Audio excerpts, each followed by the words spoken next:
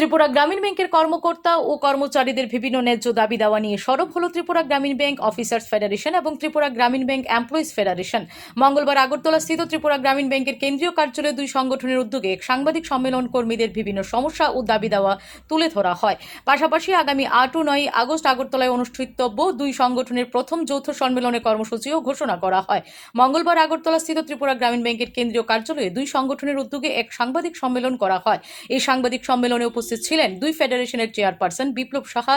এছাড়াও উপস্থিত ছিলেন ত্রিপুরা গ্রামীণ ব্যাংক অফিসার্স ফেডারেশনের সভাপতি ডেভিড দেববর্মা, সাধারণ সম্পাদক তমাল দেবনাথ, ত্রিপুরা গ্রামীণ ব্যাংক এমপ্লয়িজ ফেডারেশনের সভাপতি অম্বেশ্বর দাস এবং সাধারণ সম্পাদক সৌভিক নাগ। সাংবাদিক সম্মেলনে ফেডারেশনের মুখপাত্র তমাল দেবনাথ জানান, আগামী 8 ও 9 আগস্ট আগরতলা বিকেল 5টা থেকে ত্রিপুরা গ্রামীণ ব্যাংক অফিসার্স ফেডারেশন ও ত্রিপুরা গ্রামীণ ব্যাংক এমপ্লয়িজ ফেডারেশনের প্রথম যৌথ সম্মেলন অনুষ্ঠিত হবে। সম্মেলনের 8 আগস্টের উন্মুক্ত অধিবেশনে ত্রিপুরা গ্রামীণ ব্যাংকের সকল কর্মকর্তা ও কর্মচারীদের আন্তরিকভাবে অংশগ্রহণের জন্য আহ্বান জানানো হয়েছে। এই সম্মেলনকে সামনে রেখে যৌথ ফেডারেশনের পক্ষ থেকে 5 দফা দাবি সনদ প্রকাশ করা হয়। যৌথ ফেডারেশনের নেতৃবৃন্দ জানান, ব্যাংকের কর্মকর্তা ও কর্মচারীরা প্রতিষ্ঠানের স্বার্থে দীর্ঘদিন ধরে নিষ্ঠা ও দায়িত্বশীলতার সঙ্গে কাজ করে চলেছেন। তাদের ন্যায্য ও যৌক্তিক দাবিগুলির প্রতি ব্যাংক কর্তৃপক্ষ ইতিবাচক মনোভাব গ্রহণ করবে বলে তারা আশাবাদী। নেতৃবৃন্দ আরও আশা প্রকাশ করেন, গঠনমূলক আলোচনার মাধ্যমে কর্মকর্তা ও কর্মচারীদের সমস্যাগুলির দ্রুত সমাধান করা হবে এবং দাবি সনদে উত্থাপিত বিষয়গুলি বাস্তবায়নে ব্যাংক কর্তৃপক্ষ কার্যকর উদ্যোগ গ্রহণ করবে। Bureau report, S Bharat live 24 hours. এটাকে বলা হয় জয়েন্ট নোট বা বাইপার্টাইট সেটেলমেন্টের প্রসেস। ওই প্রসেস অনুযায়ী সব মানে বেতনের যে প্যারামিটারগুলা বা বিভিন্ন দাবি দাবা, বিভিন্ন মানে আমাদের যে পার্কসগুলো থাকে বা বিভিন্ন বেনিফিটগুলো থাকে, ওই বেনিফিটগুলা আমাদের অ্যাড পার দেওয়ার কথা গভর্নমেন্ট বলে দিয়েছে, কিন্তু আমাদের ম্যানেজমেন্ট থেকে সেটা এখনও আমরা অ্যাড পার পাইনি। সেটা নিয়ে আমাদের প্রথম দাবি। দ্বিতীয় দাবি হচ্ছে ব্যাংকে আমাদের যে সার্কুলার ইস্যু করা হয়, সব সার্কুলার ইস্যু করা হয় অ্যাড পার আমাদের স্পন্সর ব্যাংক, কিন্তু আমাদের বেনিফিট স্পন্সর ব্যাংকের মতো দেওয়া হয় না, কম করে দেওয়া হয়।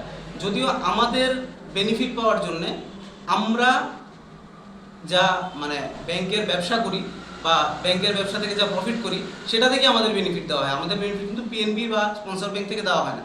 কিন্তু দেখা যায় সার্কুলার যখন ইস্যু করা হয় তখন অ্যাড পার পিএনবি করা হয়, কিন্তু আমাদের বেনিফিট দেওয়ার বেলায় অ্যাড পার পিএনবি করা হয় না।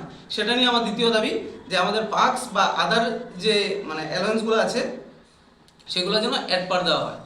3 নম্বর আমাদের যেটা দাবি সেটা হচ্ছে ডেপুটেড স্টাফকে টিজিপি থেকে নিয়ে যাওয়ার জন্য, টিজিপিতে যেন ডেপুটেড স্টাফ না থাকে। আমাদের আরআরপি অ্যাক্ট অনুযায়ী পরিষ্কার বলা আছে যে আমাদের যে চেয়ারম্যান স্যার উনি একমাত্র স্পন্সর ব্যাংক থেকে আসতে পারেন, এছাড়া কোনো স্টাফ সিবিসি গাইডলাইনের বাইরে কোনো স্টাফ আমাদের কিন্তু স্পন্সর ব্যাংক থেকে আসতে পারে না। এখানে দেখা যাচ্ছে ত্রিপুরা গ্রামীণ ব্যাংকের যারা জেনারেল ম্যানেজার রয়েছেন এবং বিভিন্ন সেক্টরের চিফ ম্যানেজার রয়েছেন, কয়েকজন এখনও পাঞ্জাব ন্যাশনাল ব্যাংক থেকে আমাদের এখানে আছেন, কিন্তু আমাদের এখানে স্টাফ এলিজিবল আছে যারা মানে আমাদের এখানে জিএম হওয়ার জন্য এলিজিবল, কিন্তু পোস্ট ওইভাবে ভ্যাকেন্ট করা হয় না বা এদের কিন্তু জেনারেল ম্যানেজারের পোস্ট দেওয়া হয় না। সেটা নিয়ে আমাদের দাবি যে যেহেতু আমাদের এখানে এলিজিবল স্টাফ রয়েছে, প্রত্যেককে যেন আমাদের ওই প্রমোশন প্রসেসটা ত্বরান্বিত করে আমাদের জন্য ইমিডিয়েট আমাদের ব্যাংক থেকে জেনারেল ম্যানেজারকে মানে আমাদের মানে বিভিন্ন ম্যানেজমেন্টের কর্মসূচির জন্য নিয়োগ করা হয়।